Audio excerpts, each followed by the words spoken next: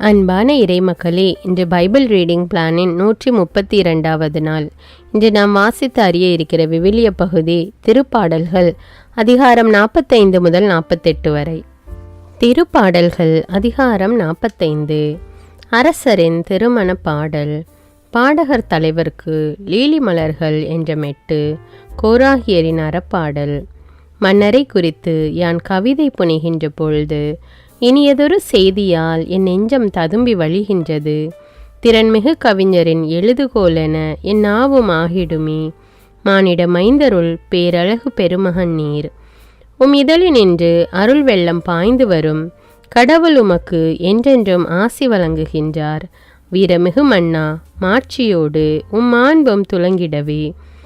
இடையினிலே வீரவாள் தாங்கி வாரும்.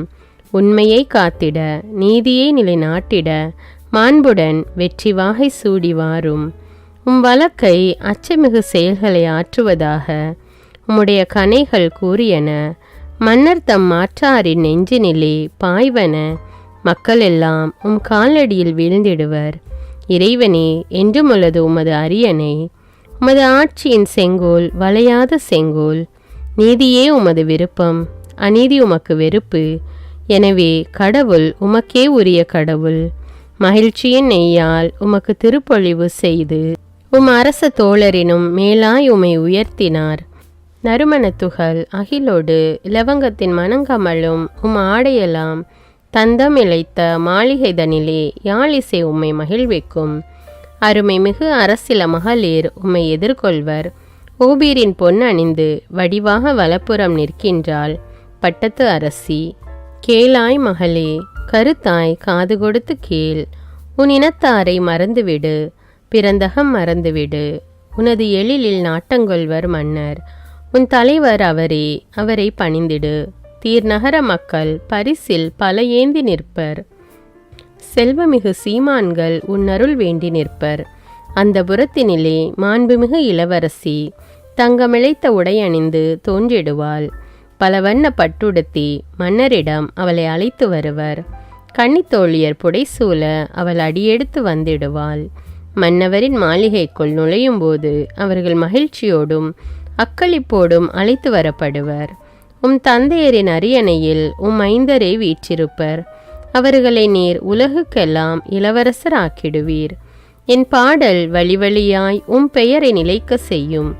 ஆகையால் எல்லா இனத்தாரும் உம்மை வாழ்த்திடுவர். திருப்பாடல்கள் அதிகாரம் 46. நம்மோடு வாழும் கடவுள். பாடகர் தலைவருக்கு கோராகியரின் பாடல். இளமகளிர் என்ற மெட்டு. கடவுள் நமக்கு அடைக்கலமும் ஆற்றலுமாய் உள்ளார். இடுக்கணுற்ற வேளைகளில் நமக்கு உற்ற துணையும் அவரே. ஆகையால் நில உலகம் நிலை குலைந்தாலும், மலைகள் ஆழ்கடலில் அதிர்ந்து நடுங்கினாலும், கடலின் அலைகள் கொந்தளித்து பொங்கினாலும், அவற்றின் பெருக்கால் குன்றுகள் அதிர்ந்து நடுங்கினாலும் எங்களுக்கு அச்சம் என்பதே இல்லை. ஆறு ஒன்று உண்டு, அதன் கால்வாய்கள் உன்னதரான கடவுளின் திருவுறைவிடமான நகருக்கு பேரின்பம் அளிக்கின்றன. அந்நகரின் நடுவில் கடவுள் இருக்கின்றார். அது ஒருபோதும் நிலை குலையாது. வைகரை தோறும் கடவுள் துணை அதற்கு உண்டு.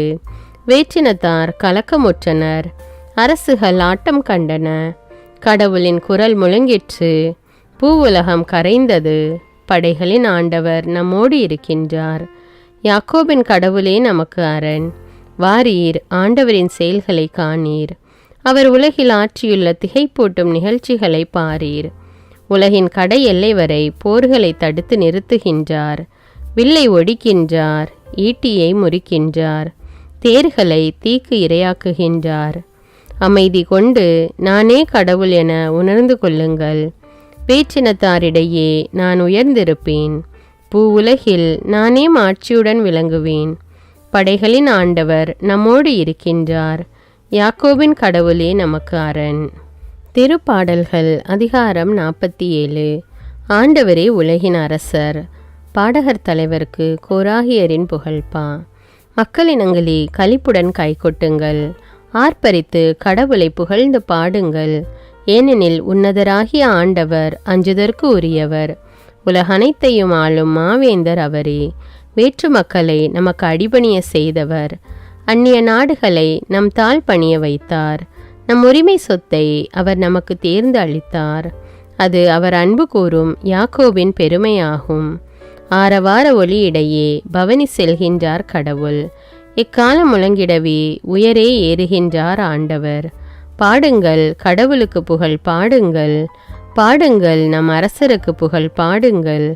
ஏனெனில் கடவுளே அனைத்து உலகின் வேந்தர். அருட்பா தொடுத்து புகழ் பாடுங்கள். கடவுள் பிற இனத்தார் மீது ஆட்சி செய்கின்றார். அவர் தம் திரு அரியணையில் வீற்றிருக்கின்றார். மக்களினங்களின் தலைவர்கள் அப்ரஹாமின் கடவுளுடைய மக்களோடு ஒன்று கூடுவர். ஏனெனில் மண்ணுலகின் மன்னர் அனைவரும் கடவுளின் குற்றத்திற்கு உட்பட்டவர். கடவுளே அனைத்திற்கும் மேலானவர். திருப்பாடல்கள் அதிகாரம் 48. கடவுளின் திருநகர். கோராகியரின் புகழ் பாடல். ஆண்டவர் மாண்புமிக்கவர். நம் கடவுளின் நகரில் அவரது திருமலையில் மிகுந்த புகழுக்கு உரியவர். அழகும் உயரமுமாய் தொலைவடக்கில் திகழும் சியோன் மலை அனைத்து உலகிற்கும் மகிழ்ச்சியால் இலங்குகின்றது. மாவேந்தரின் நகரும் அதுவே. அதன் அரண்மனைகளில் கடவுள் வீற்றிருந்து தம்மையே அதன் கோட்டை என காட்டியுள்ளார். இதோ அரசர் அனைவரும் ஒன்று கூடினர். அணிவகுத்து ஒன்றாக வந்தனர். அந்தோ பார்த்ததும் திகைத்தனர். திகிலடைந்து ஓட்டம் பிடித்தனர்.